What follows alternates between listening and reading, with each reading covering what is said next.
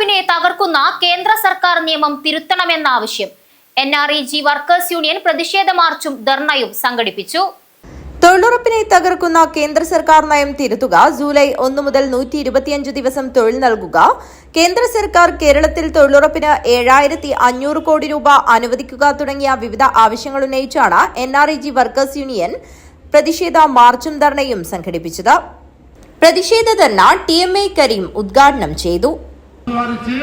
വളരെ പണിപ്പെട്ടാണ് 100 ദിവസം പണിയെടുക്കുന്നത് അല്ലേ? 100 ദിവസം എടുക്കുന്നത് കുറെ കഷ്ടപ്പെട്ടിട്ടാണ്. 300 ദിവസം നമ്മുടെ കയ്യിലുണ്ട്, 12 മാസമുണ്ട്.